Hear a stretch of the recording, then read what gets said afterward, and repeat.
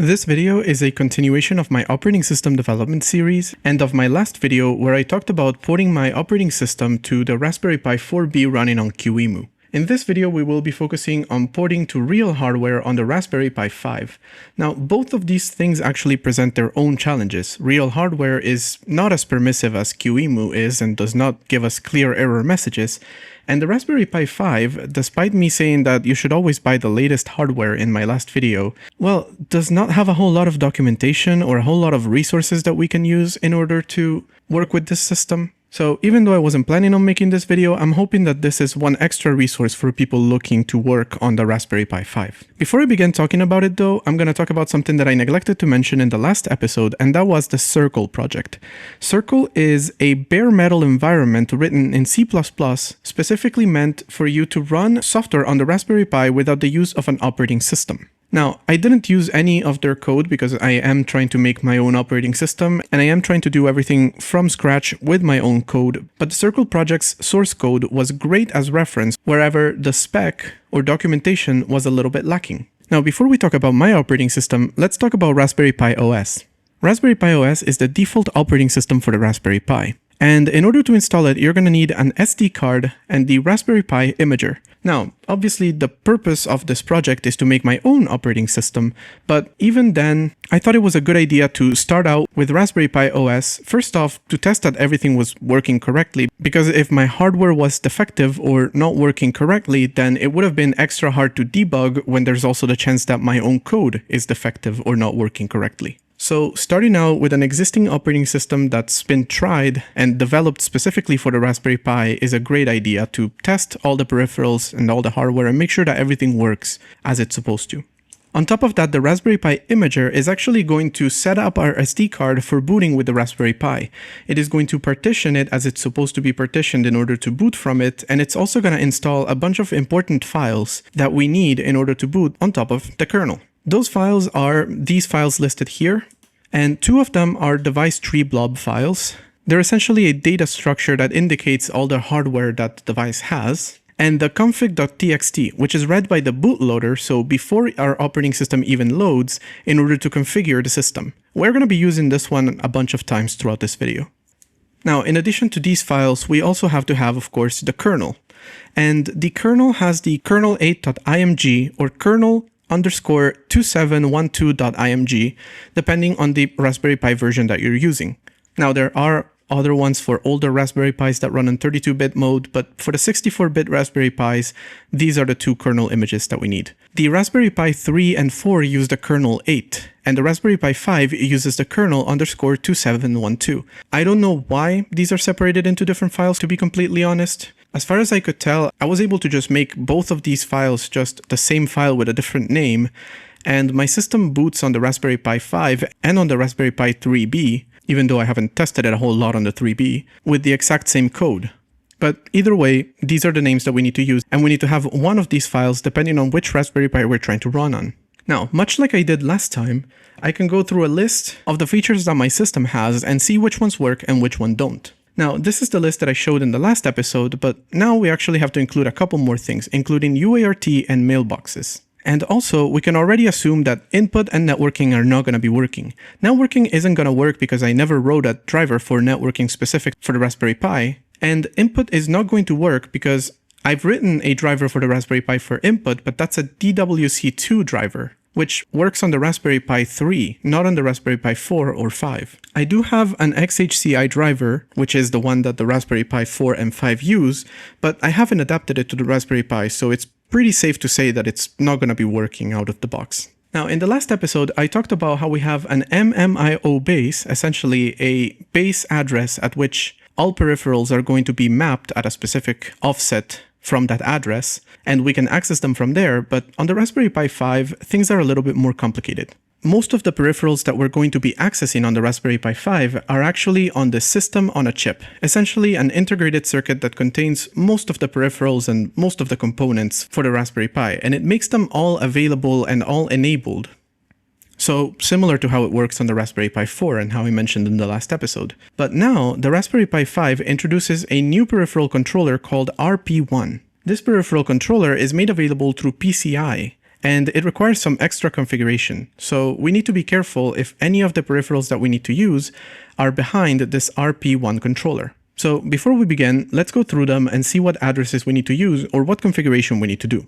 Now, the MMIO base, or the base at which the system on a chip peripherals are mapped to, is 107C000000. So we will go to that address plus a specific offset in order to find these peripherals. Let's begin with the first one, the GPU.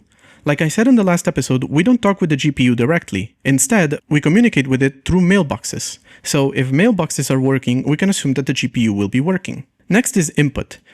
Input is part of the RP1 controller, and as such, we're going to need to do some extra configuration. We're going to talk about it when we get to it. Let's move on to disk access. For disk access, we need to go to the MMIO base, or that 107 number that I just showed, plus FFF000. That's where we will find our disk controller, which conforms to the SDHCI standard that I talked about in the last episode. Next is the GIC, or the generic interrupt controller. For this one, we need to go to offset 3FF9000, and it's the one responsible for working with our interrupts. Now, interrupts are a little bit more complicated again because of the RP1 chip, but we'll talk about them when we get to that point. Onto mailboxes. Mailboxes have actually changed their offset. It used to be B880, now it's 13880. I mentioned in the last episode how maybe the MMIO base will change between versions of the Raspberry Pi, but most likely the offsets will not, and the Raspberry Pi 5 came along to prove me wrong.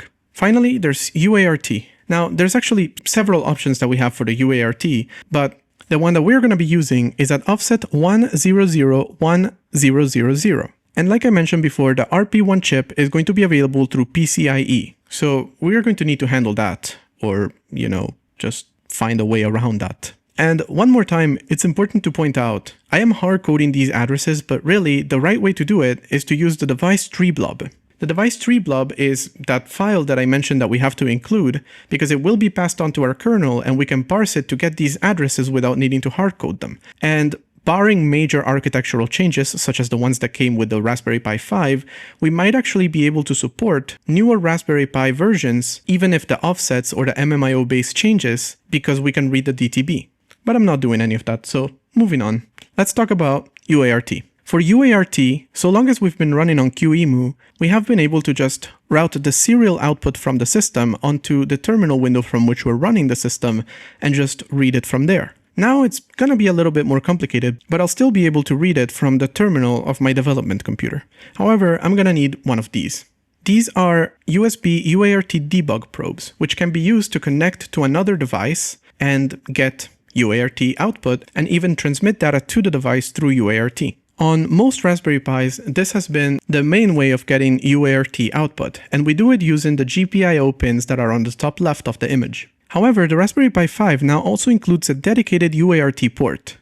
Now, in order to use that port, we will need a different type of cable, and the best way to get it, at least I couldn't really find the cable by itself, but I could find the Raspberry Pi official debug probe, which works similarly to any generic UART debug probe, but actually comes with the cable specifically so we can connect it to the Raspberry Pi 5. And we can use the dedicated UART port instead of relying on GPIO.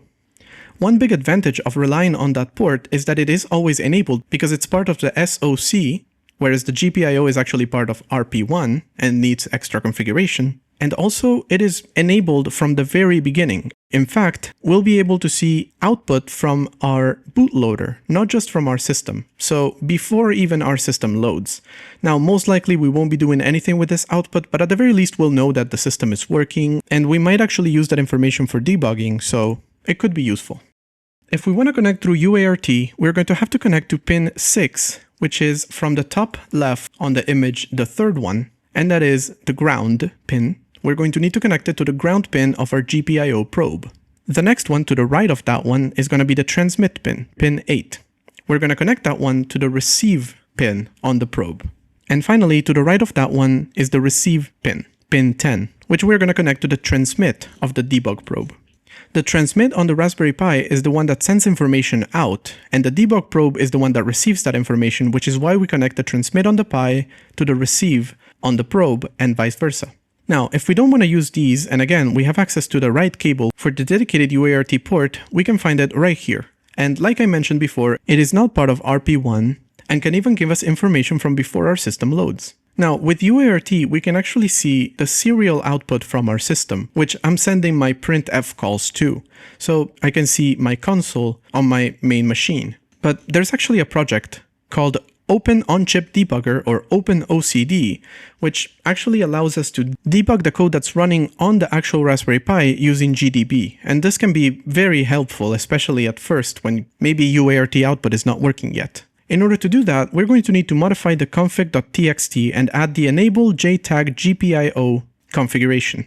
And just as a reminder, if you happen to be using this in order to use GDB to see why UART output is not working, once you get it working, remember to disable this tag. Otherwise, you're not going to be getting UART output because you're going to be connected to GDB. It happened to a friend of mine. Yeah. Anyway, moving on. About UART, we need to enable UART. Now, this is something we already needed to do even on the VERT board, but I don't think I went over it, so let's go over it now. UART has a register called the control register. The first thing we're going to do is disable it while we do the configuration. After that, we're going to need to set up the baud rate, or the rate at which information is transmitted. We're going to do that by specifying an integer part of this number and a fractional part of the number. Now, the values that I hard-coded here are actually for the Raspberry Pi 4B. The correct way in order to send information at the correct rate and get readable information wherever we're trying to read it is to make a call to mailbox with tag 30002. And this will give us back the clock rate, which we can use to calculate the correct baud rate. But if you figure out the correct numbers for the Raspberry Pi 5 as opposed to the 4, then you can just hardcode them. After that, we have the line control register. The line control register allows us to specify the type of information that we're going to be sending out. We're going to configure it like this. We're going to write a 1 to register 4, which enables first in, first out mode. And essentially, we're just going to be sending information 1 byte at a time. And then we have to specify how much information we're going to be sending out. And again, we're going to be doing it by writing a 1 to bit 5 and 6, which sets the word length to 1 byte, essentially 1 byte at a time. Finally, we re-enable the control register and UART will be enabled. In order to do that, we're going to write 1 to the first byte, which stands for UART enabled, then 1 to the 8th and 9th byte, which enable transmission and reception of data.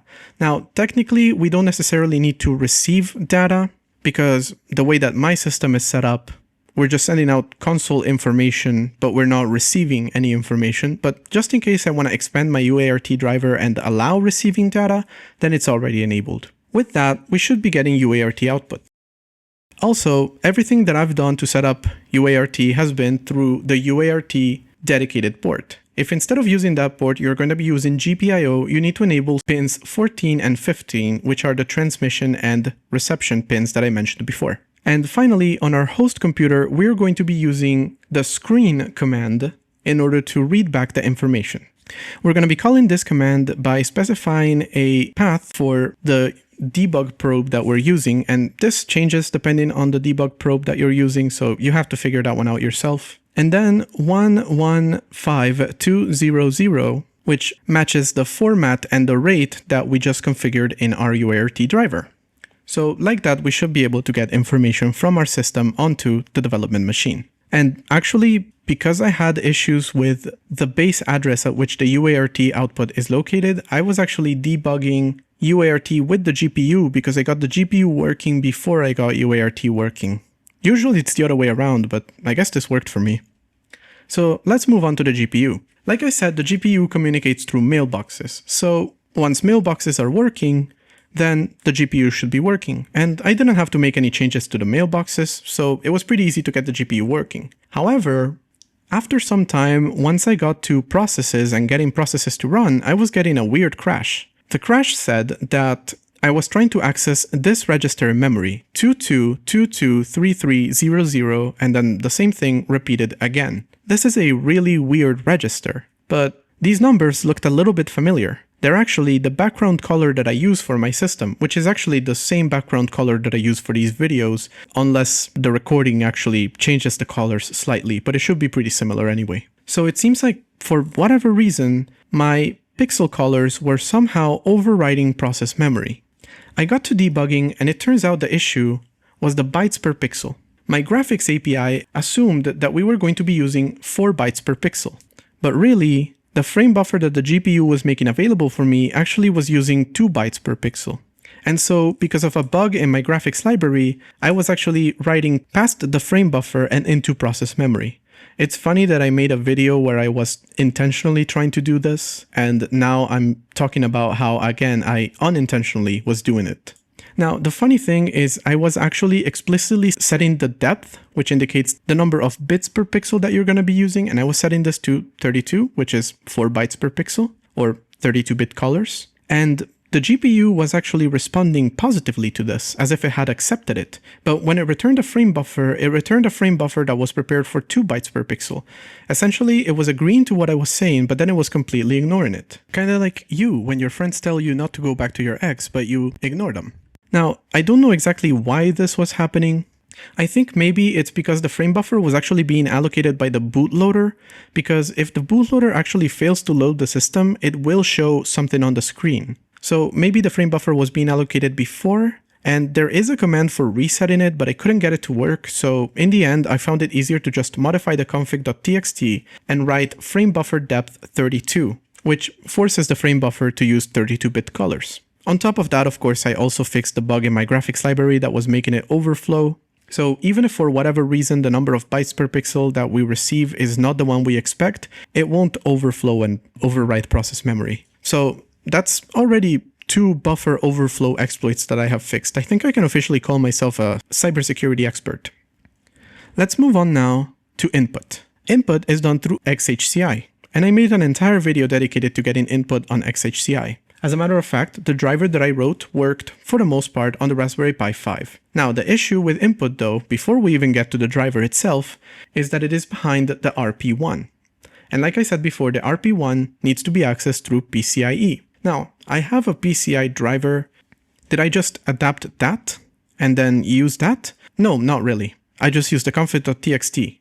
And I set PCI EX4 reset 0, which essentially tells the bootloader not to reset PCI after it is done using it. The thing is, the bootloader is already using a lot of peripherals, including the XHCI controller, in order to get USB input. So we can just ask it to not reset after it is done with it, and we can just use it when it has done all the configuration for us. Now, I know technically I shouldn't do this and I should do the configuration myself, but for the time being, this helped. And this entire thing I did in about a week or week and a half, and figuring all this out actually took me quite a while, so I took as many shortcuts as I possibly could. So without needing to do the PCIe configuration ourselves, we can find the XHCI controller at address 1F003000000. That's a lot of zeros. And actually, the Raspberry Pi 5 has 2 controllers, so I'm using the second one. The first one is located at the same address but replacing a 3 with a 2.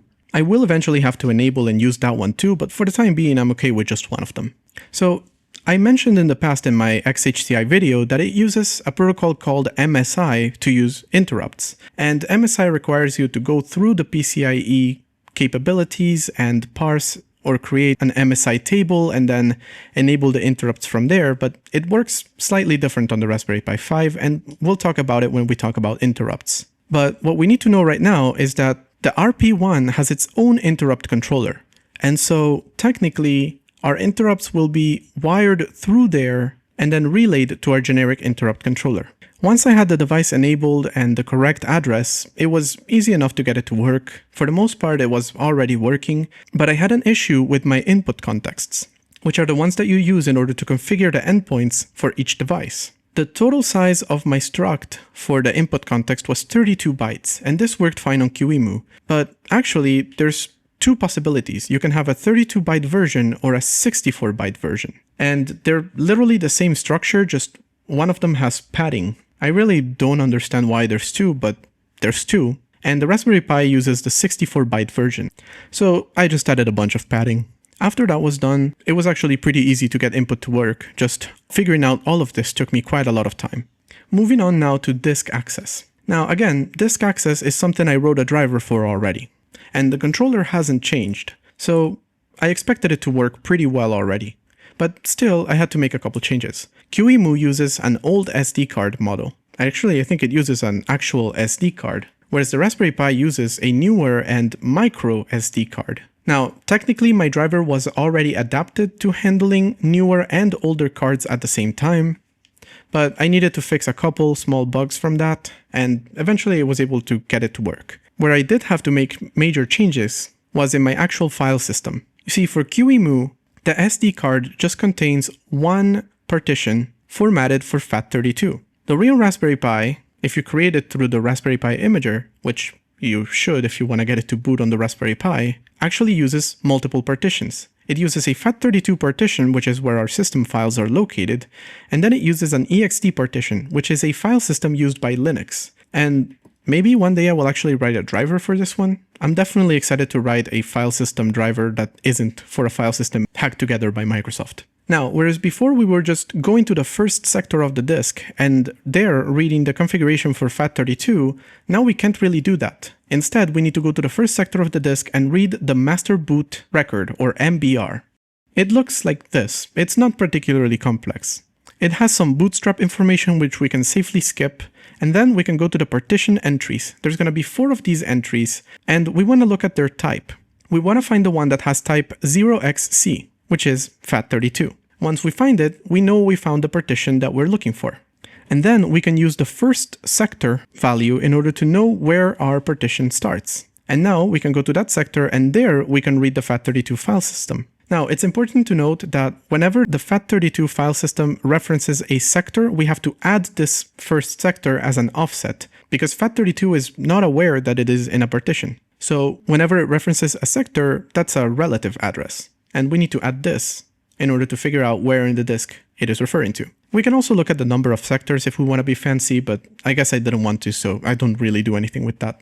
The only thing I use the disk for right now is for accessing user processes that are compiled and included separately from the kernel itself. So maybe what I should do is put them in the ext partition, but considering I don't have a driver for that, and it also isn't natively read by my Mac, which is the main machine that I use to develop, then it's not really worth to do that, and I just use the FAT32 partition to put all my files. Let's move on to the last topic we needed to work with, the interrupts. Now, the interrupts mostly work through the generic interrupt controller, and this works the same way as it did on the Vert board and on the Raspberry Pi 4B running on QEMU. However, because real hardware is a little bit stricter, I was actually getting an S error or sync error. I didn't exactly know why it was happening, I just knew it had something to do with the GIC because it happened when I used the GIC. I used to have the wrong address for it, and when I had the wrong address, I didn't have an issue. Now, the error itself is actually not particularly descriptive. BE indicates that it's a sync error, and 411 indicates that it is unrecoverable. But it didn't really tell me what the issue was. Eventually I figured it out though. The issue was this code, where I disable the interrupt controller in order to configure it, and then when I enable it again. I was using an 8-bit write in order to disable the interrupt controller to then configure it and then enable it again. But what I should have been using is a 32-bit write because this is a 32-bit register. So it didn't like that I was writing a 32-bit register as if it was an 8-bit register, and that's why it crashed. It was quite difficult to figure out because I didn't really know what was happening, and with sync errors, they don't really report exactly which address or which instruction caused the fault. It just reports the instruction that was happening when the error occurred, but that may not necessarily be the instruction that caused it. Now, on top of that, for interrupts, I mentioned that the RP1 has its own interrupts that need to be wired through to the GIC. And this next part is kind of weird, and honestly my understanding of it is very limited. But in order to configure RP1 interrupts, we need to go to this address, 1F0010800. But before we actually talk about what we have to do at this address, let's talk about what's happening here a little bit. Essentially, we have our RP1, and RP1 is a peripheral controller. It controls several peripherals, including the XHCI controller that I mentioned before, but also a lot of other peripherals that we might want to use in the future. And like I mentioned, it has its own interrupt controller, and this is separate from the generic interrupt controller that we've been using on our system so far. But the way that this works is the interrupts from the RP1 are actually wired through to the interrupts on the GIC. Essentially, when the PCI controller gets enabled, and this is done by the bootloader, not really by me, a bridge is created in order to allow the RP1 to communicate with the rest of the system. And part of that includes interrupts. So the interrupts that we set up on the RP1 will also become available on the GIC. But it's a little bit more complex than that. So let's actually talk about what we do at that address that I mentioned. At that address, we're going to go to offset 808 in hexadecimal, and then the IRQ number that we're going to be enabling, which for example for XHCI is 36, multiplied by 4, and there we're going to enable bit 1, which enables the IRQ.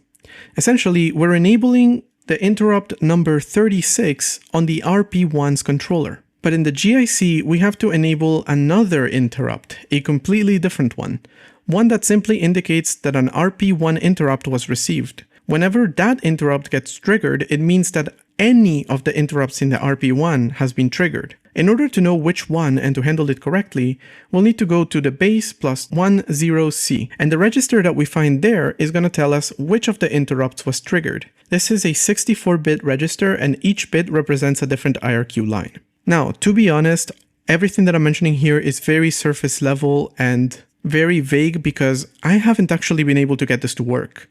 I understand this is how it works because on a theoretical level this is how it works and how the Circle library does it, but I believe I'm missing some sort of configuration in my project, and there's actually very little information on this entire thing online, so it's particularly difficult to get it to work.